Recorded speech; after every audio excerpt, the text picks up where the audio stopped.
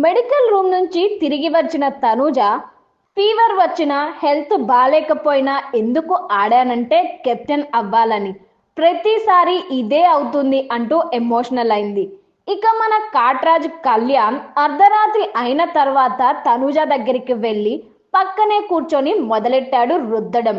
అసలు వీడేంటో, వీడి బాలకమేంటో, అసలు వీడు ఎందుకో హౌస్లోకి వచ్చాడు ఏమో కానీ ఎందుకు ఏడ్చావు అని తనూజ అడిగితే ఓడిపోయినందుకు ఏడ్చాను అని అన్నాడు. కెప్టెన్సీ కంటెండర్గా గౌరవ్ తీసేస్తే కనీసం ఎందుకు తీసేశావు అని అడగని వీర సైనికుడు ఇప్పుడు తనుజ ఎందుకు ఏడ్చావు అని అడిగితే ఓడిపోయినందుకు ఏడ్చాను అని అన్నాడు. వాడు ఎందుకు ఏడ్చాడో, వాడి ఏడుపేంటో తనుజకి తెలిసినంతగా హౌస్లో వాళ్ళకి తెలియదు. కళ్యాణ్ గడి కక్కుర్తి గురించి తెలిసి కూడా నిజం చెప్పు, ఎందుకు ఏడ్చావు అని రెచ్చగొట్టేట్టుగా అడిగింది తనుజ. దాంతో కాట్రాజ్ కళ్యాణ్ ఓడిపోయినందుకే ఏడ్చా, నీకు ఇంకా అర్థం కావడం లేదా అని అన్నాడు.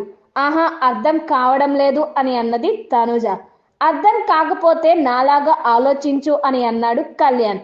నీలా ఆలోచిస్తే అవ్వడం లేదు కాబట్టే నాకు అర్థమయ్యేట్టు చెప్పు అని అన్నది తనుజ.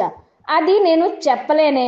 సర్లే బజ్జో, నేను సేవ్ అయితే నీకొకటి చెప్తా అంటూ తనుజ నిద్రపోతున్న ఆమె దగ్గరే కూర్చొని ఆమె చేతుల్ని పిసుగుతూ ఆమె వైపు అదోలా చూస్తూ మరోసారి తన కామాన్ని బయట పెట్టాడు కాట్రాజ్ కళ్యాణ్. ఈ దెబ్బతో అటు కళ్యాణ్ ఇటు తనుజ ఇద్దరి ఆట సైడ్కి వెళ్ళిపోవడం ఖాయం.